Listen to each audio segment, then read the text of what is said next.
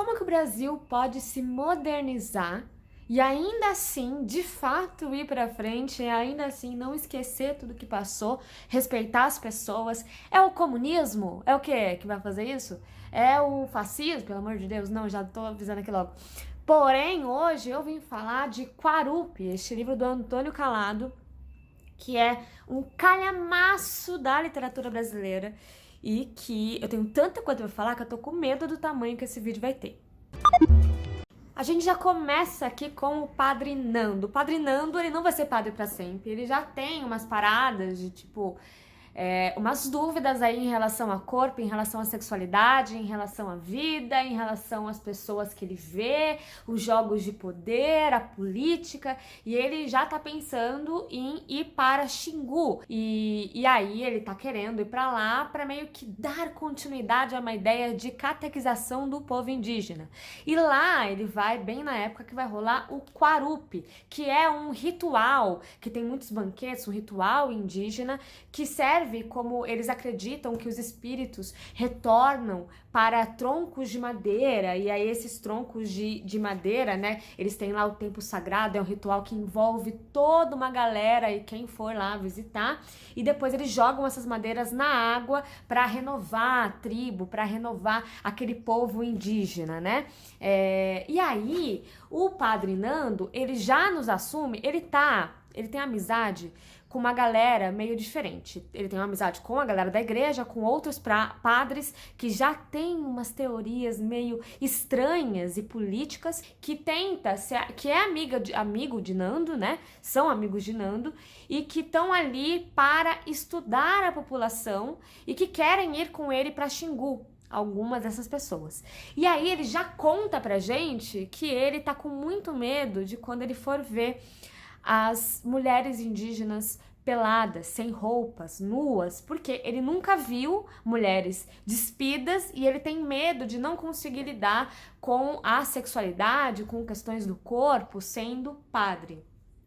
Além disso, tem todo um movimento dos militares pedindo pro chefe dele, da igreja, de extinguirem os comunistas, de não entrarem em contato com os comunistas, até porque tem uma teoria que eu achei muito doida, né, que o padre, o bispo diz pra ele, o arcebispo diz pra ele, que o comunismo é a igreja que tem toda a sua glória e a sua misericórdia para o povo, só que sem o inferno, e que por isso pode ser perigoso, o comunismo pode ser perigoso.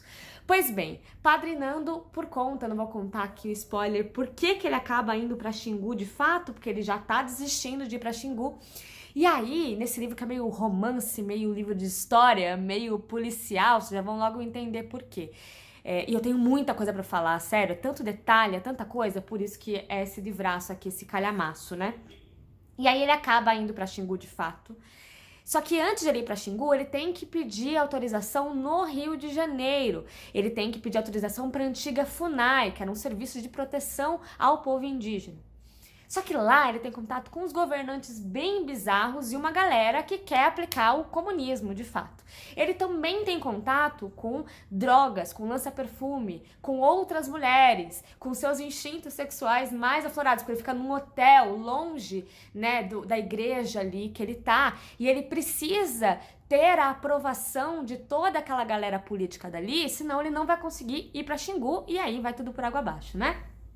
O mais doido é que, assim, todo esse livro, ele é narrado com... Cara, é uma mistureba de narrativa, o que pode transformar a leitura um pouco em algo um pouco difícil, porque ele tá falando de um tempo e aí do nada ele volta no passado sem nos avisar, aí ele vai pro futuro e fala o que vai acontecer, e é uma mistureba de pensamentos no que passa no Padre Nando, no que passa nos outros personagens, e é muito detalhado. Só que é o detalhe que deixa a gente meio, às vezes, perdido, mas também que nos deixa assim, tipo, nossa, eu preciso entender, porque é o tempo todo essa quantidade excessiva de detalhes que, por exemplo, mistura comida com coisas, com merda, sabe? E como tudo isso ajuda na constituição ali do que a gente entende como Brasil, como cultura brasileira, de fato, assim. Vocês já vão entender melhor, eu vou explicar isso melhor. O Nando acaba indo então para Xingu, ele consegue ir para Xingu e lá ele também tem contato com mais gente, com mais personagens, e inclusive com gente que ele tinha tido contato lá atrás e que é importante para a narrativa, de novo, sem muitos detalhes aqui para não estragar a leitura de ninguém.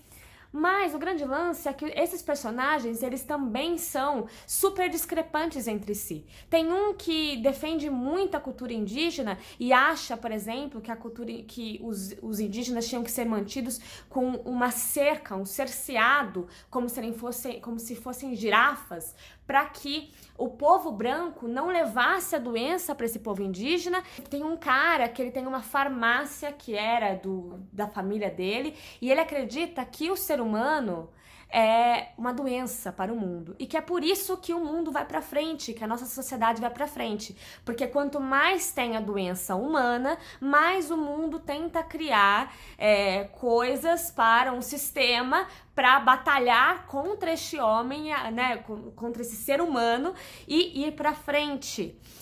Tem uma galera que é super comunista e que acha que o sistema político da época, que a gente tá aqui na época Vargas, tá? E a ditadura começa a acontecer e tá todo esse povo no Xingu e tá todo mundo esperando Getúlio Vargas, o nosso presidente da época, ir lá para acompanhar o Quarupi, que é esse ritual, como eu falei. Então tudo acontece nessa época enquanto eles estão no Xingu, e aí também tem os indígenas morrendo por conta das doenças de todo aquele povo branco se relacionando com eles, pessoas que são que têm políticas super bizarras, outras pessoas que têm políticas que fazem mais sentido, e o Padre Nando ali no meio. E também com umas paradas sexuais, assim, mega floradas, que é um ponto super importante. Também colocando essa coisa do ser humano como um ser que vai lidar com o sexo como um animal, sabe? Aliás, eles têm algumas teorias, né? Tem um personagem que tem uma teoria de que esse mesmo personagem que fala de cercear, de colocar uma cerca de arame ao redor do povo indígena, ele tem uma teoria de que existiram 3 quedas no mundo. A primeira queda, a queda de Adão, Adão e Eva, a segunda queda, a queda do Império Romano, e a terceira queda, a queda do Império Guarani, e que por isso que a sociedade não tem mais jeito, e enquanto a gente não decidir entender o indígena como brasileiro, ponto principal e original do que é ser brasileiro, a gente não vai pra frente. Até, gente, esse livro me lembrou muito alguns clássicos da literatura, mas com uma visão, claro, mais moderna, como Iracema ou o Euclides da Cunha, com os sertões, só que aí com um indígena, né, como o povo principal ali.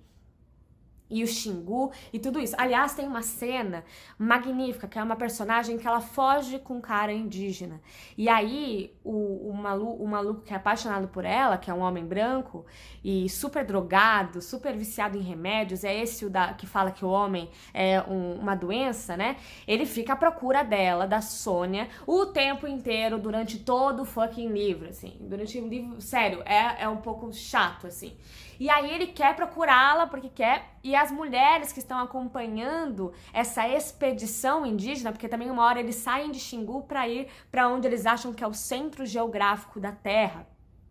E aí, nessa expedição, elas ficam também querendo achar a Sônia, mas também com medo de, depois que ela ter fugido com esse indígena, ela tenha se transformado em uma pessoa indígena.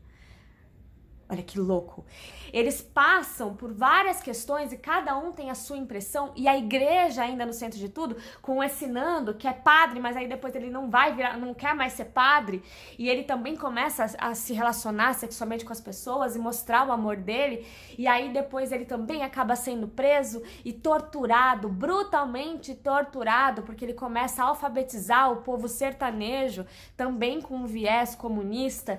E aí, cara, nossa, essas cenas da tortura são pesadíssimas, assim, porque falam, quando eles pegam alguns sertanejos pra mexer com o Nando, que é tido como o cara principal ali do Partido Comunista, e tudo isso vai acontecendo. Uma hora ele vai pra praia, ele consegue fugir, ele vai pra praia, fica lá de boa, só que começa a acreditar num amor sexual. Então a gente começa a ter, essa é meio que a terceira parte do livro, assim, a gente começa a ter uma série de declarações sobre a importância da mulher para a cultura.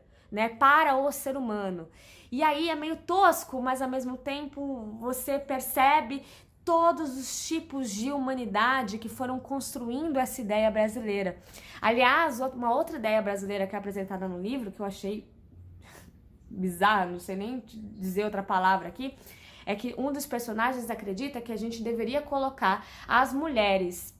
Ele chama aqui no livro de mulata, mas mulata é um termo pejorativo, mas só para vocês entenderem. Então, as mulheres negras de pele mais clara, que representam a miscigenação brasileira e tudo mais, né, como o símbolo efetivo do Brasil, do povo brasileiro. Porque, segundo ele, segundo esse personagem, tá?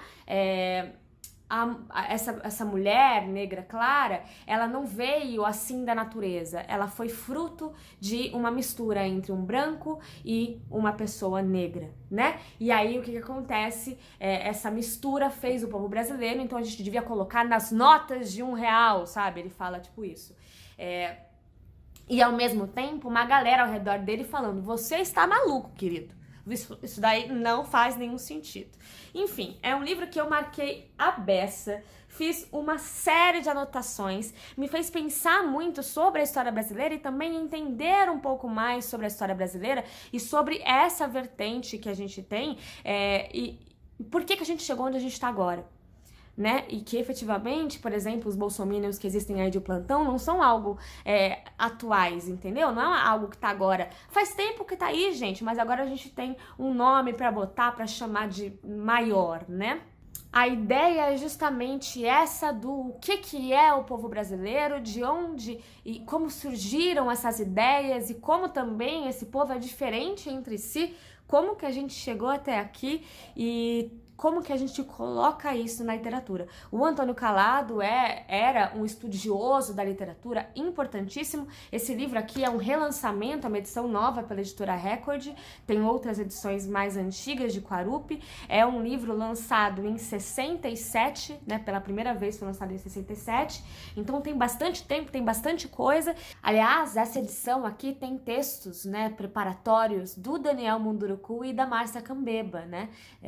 Que enfim, falam um pouquinho sobre essa perspectiva indígena do livro. E o Antônio Calado segue também uma vertente que o próprio Antônio Cândido também defendia, uma ideia de que a literatura brasileira começa a ser identificada de fato na época lá do Zezinho de Alencar, do Iracema e dessas questões do povo indígena como a origem da nossa história, né? De fato, e não quando os portugueses vieram. Claro que no romantismo, principalmente do Zé de Alencar, como uma vertente meio tosca, mas vocês entenderam aonde eu quero chegar. Gente, é história à beça, é muita coisa, eu espero ter falado o suficiente aqui pra vocês e que tenha convencido vocês a lerem tranquilinho, tranquilamente, sem pressa, porque é um livro pra você pensar e às vezes você se perde nele também, entendeu? Mas sair com uma questão crítica muito forte e entendendo melhor questões políticas que hoje em dia faz falta você não saber, né? Então fica aí a dica. Tchau!